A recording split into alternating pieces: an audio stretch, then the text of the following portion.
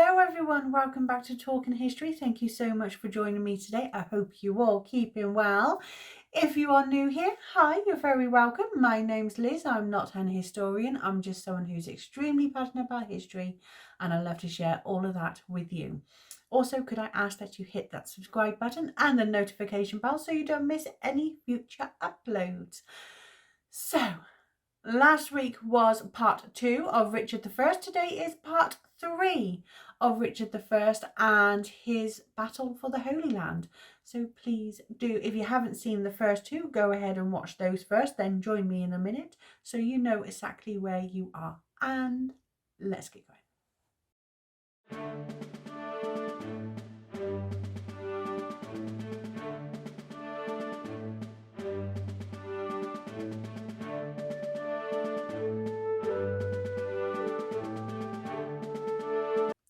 In 1187, Saladin, Sultan of Egypt and Syria, swept through crusader-held Jerusalem.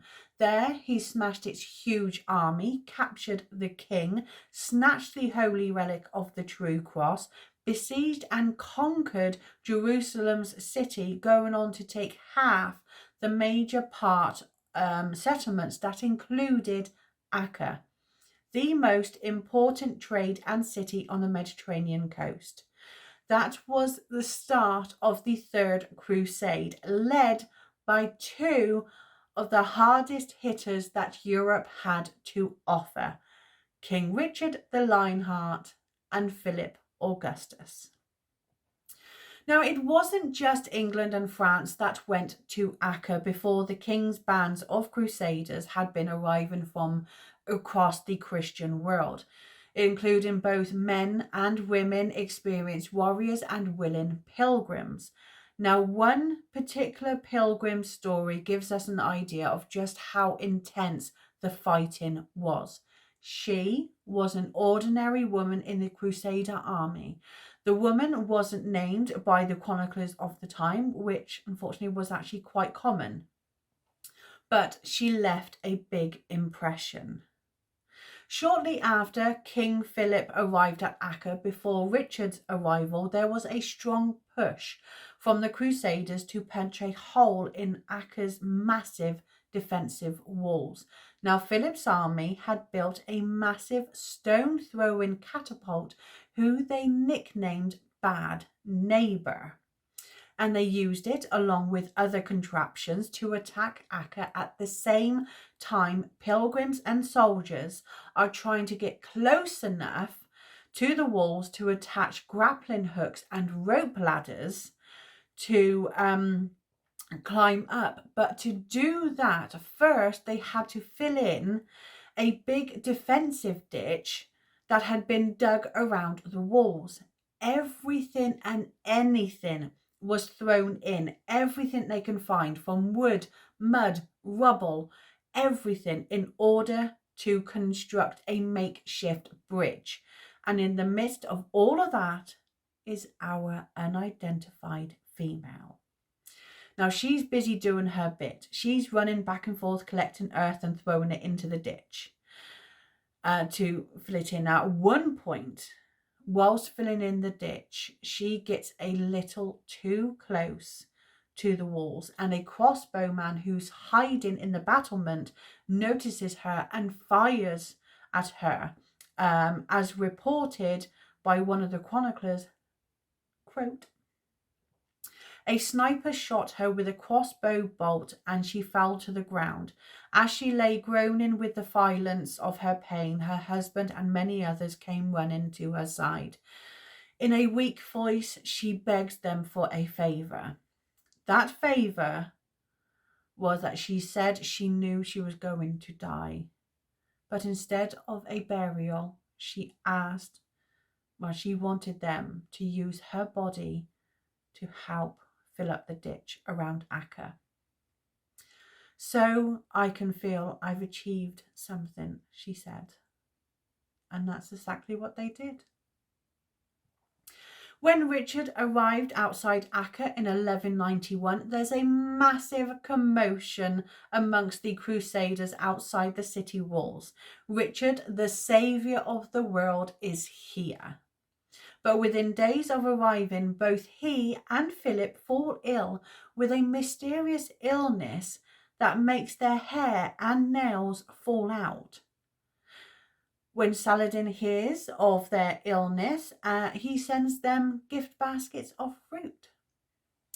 Although unable to do much from his sickbed, but with the hundreds of ships now in the sea outside Acre, the Crusaders are finally able to completely close off the city from stopping fresh food, water, and troops and ammunition from getting in.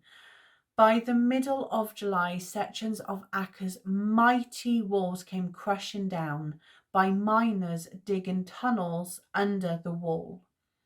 Acre's defenders now send desperate signals to Saladin, who's camped nearby, for help. But Saladin, unable to break through the Crusader ranks, the defenders had no choice but to negotiate for peace.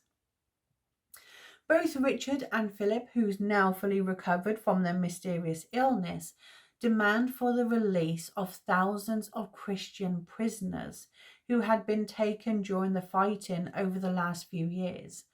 They also insisted that Saladin handed over the true cross and a big chunk of money. The defenders had no choice but to say yes. Within days, Crusaders flood in. Richard's flags are raised, and in some areas, Philip's are raised. Now, Leopold of Austria also had his flags raised in some areas, but Richard quickly had those pulled down. Now, Leopold will show himself again later. There's a massive disagreement between Richard and Philip. For Richard, Acre's submission is the start to push towards Jerusalem, but for Philip, it's the end of the crusade, and Philip is fed up of Richard. Besides, the Count of Flanders has died whilst on crusade, meaning Flanders is now up for grabs. And Flanders was a huge importance. It was rich and full of merchant cities. Now, after the victory of Acre, Philip announces he's fulfilled his crusading vow and he's returning home. Philip's army thinks it's quite shameful, but Philip, he doesn't care. He's going home. Richard, he's staying. Saladin is his focus. Richard is mentioned at this point in the Muslim chronicles by a man named Baha ad-Din, a companion of Saladin's. Now, he had written, quote, "A man of great courage and spirit, he had fought great battles and showed a burning passion for war. His kingdom and rank were inferior to those of the French king, but his wealth, reputation, and valor were greater." Baha ad-Din also referred to Richard's wisdom, experience, courage, and energy. Now, Saladin wasn't in a rush to fulfill the terms of Acre's surrender of handing over the true cross and to swap prisoners all through the scorching hot July and beginning of August of 1191. Richard, he was patient. He waited, and he waited, and he waited just a little bit more until he'd had enough. Richard decided it was time to act, but what Richard does next will leave a permanent mark on the Lionheart's character for centuries. Richard prepares for the Crusaders to march on southward along the coast towards Jaffa by the 2nd of August 1191. The Crusaders are ready to go, but Richard is holding on to nearly 3,000 Muslim prisoners of war. He couldn't take them with him. And he couldn't leave them there undefended in Acre either. Richard has the prisoners marched to the open plain outside Acre's walls. And Richard orders for every single one killed. Even by medieval standards, that was an awful act of brutality. A few weeks later, on the 7th of September 1191, on a scorching hot morning, thousands of crusaders are marching towards the village of Asif. I really hope I pronounced that right. Apologies if I haven't. Now, as the crusaders are walking, they're scanning the area. They're waiting for an attack. The crusaders are exhausted, but Richard won't allow any lapse. Richard has his sights set on Jaffa. After that, Jerusalem.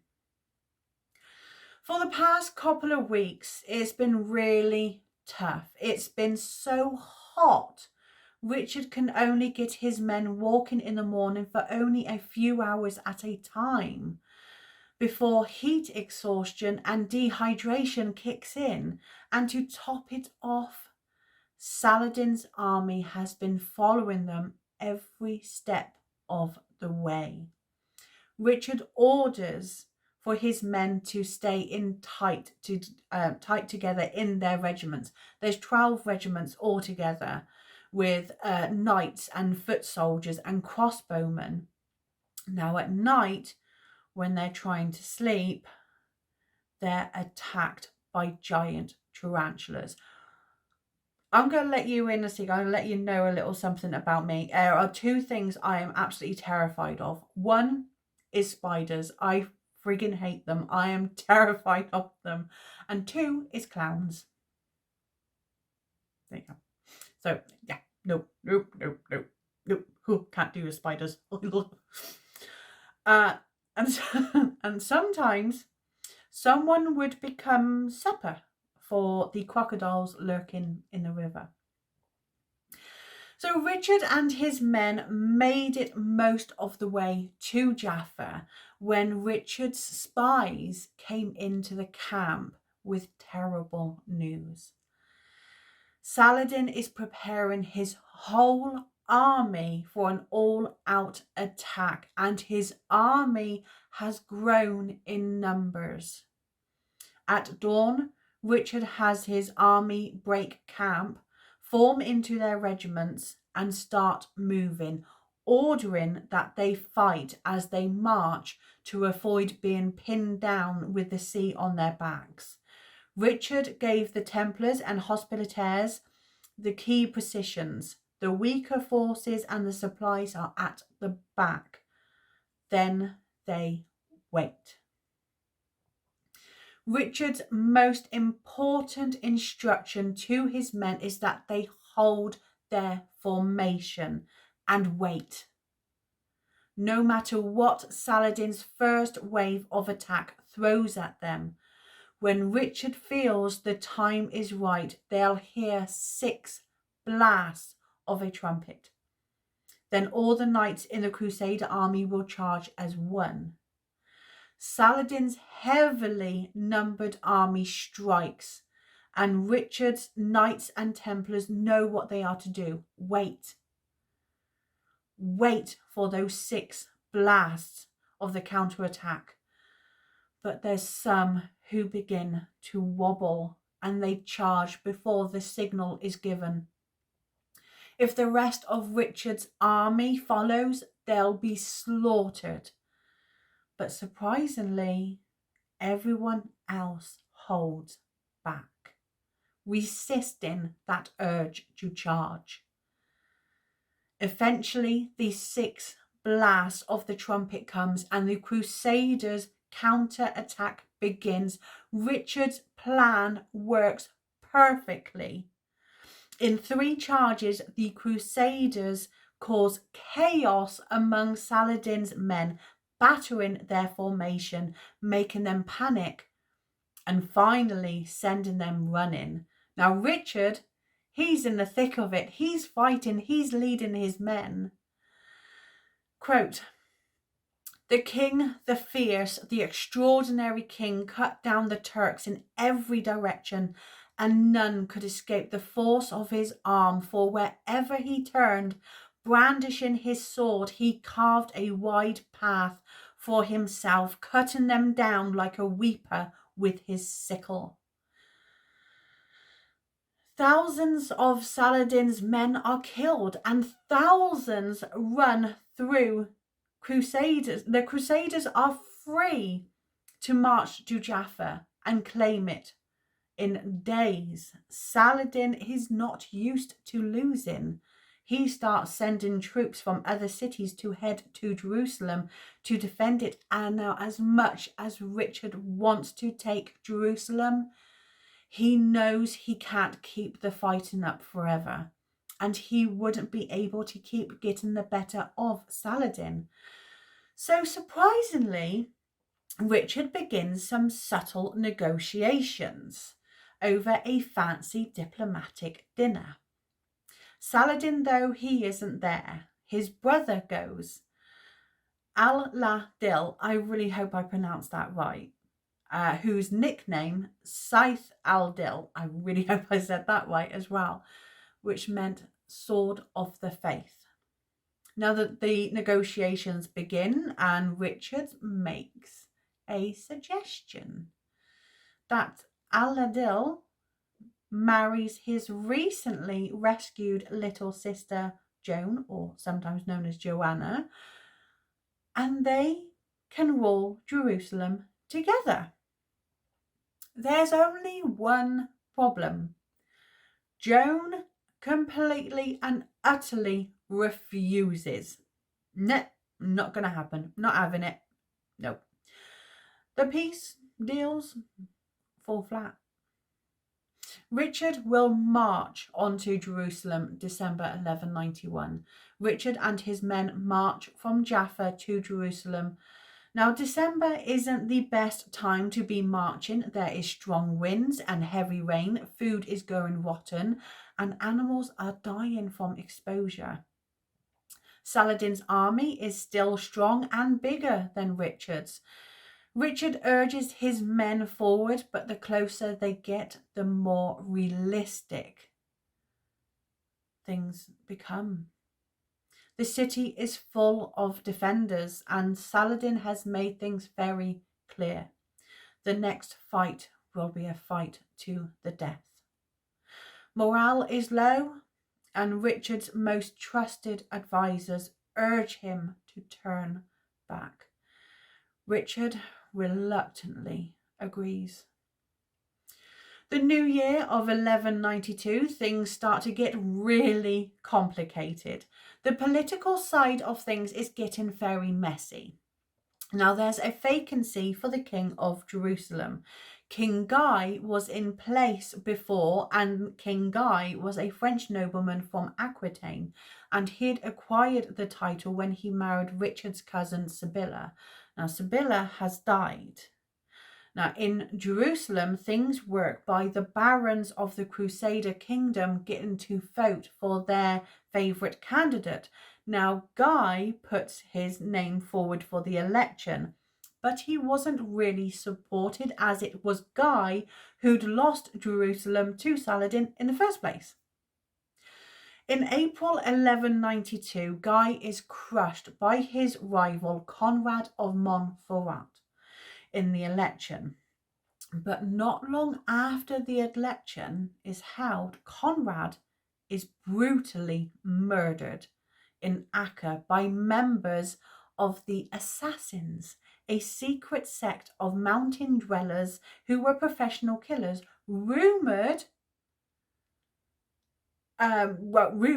were quickly spreading that it was Richard who'd commissioned the assassination, and Richard's popularity is now beginning to waver. That's the word. There you go. Now, there's also news that King Philip, he'd arrived home safely, and he's now plotting with Richard's little brother John to have him installed as King of England and rule the Angevin Empire between them both. Richard has one last ditch attempt at taking Jerusalem in June 1192, but the same things happened again as in December. In July, Saladin tries to exploit the growing divisions among the Crusaders by launching a surprise attack on Jaffa. Richard, he isn't there, he's in Acre. Now, Saladin's troop briefly capture the city. So when Richard hears of this, he's fuming and he gathers his troops and sets sail as fast as he can back to Jaffa. He arrives in 3 days. And once on shore, Richard leaps out of the ship into the sea, runs up to the beach, and with his men close behind him, and they storm into Jaffa and drive Saladin's army away. A few days later, Saladin has another attempt at taking Jaffa back, but Richard and his men hold the city walls. Jaffa is safe once more. Excuse me. Now, Richard's achievements in Jaffa cements his legacy as one of the greatest warriors the Holy Land has ever seen. After that, Richard decides to go home, but Richard falls sick once again, and in early September, both he and Saladin reach a settlement. Pretty much everything what was discussed in the negotiations back at the diplomatic dinner. Now, most of the coastal towns of the Holy Land will remain under the Crusaders' rule. Jerusalem will remain under Muslim control, but will be open to Christian pilgrims, and Richard will return the towns near Egypt back to Saladin's control. They agree on a 3-year truce, and after that, Richard can come back and try all over again. The deal is sealed on the 2nd of September 1192. On the 9th of October, Richard sets sail for home. Now, Richard leaves behind an extraordinary reputation, not only as a warrior, but also as a bogeyman. It was said that for hundreds of years afterwards, Muslim mothers would tell their naughty children if they wouldn't behave or go to sleep, "Hush now, or King Richard will get you." And that is that. That is the end of part 3. Please make sure you subscribe and wait for part 4, the final installment. I am ending it with part 4, don't worry, I'm not stretching it out anymore. But I would like to say, if you would like me, I've been thinking about it. I know I've been doing things in timelines, and it's kind of, I like timelines. But I like things in order is what I meant to say. I like things in order.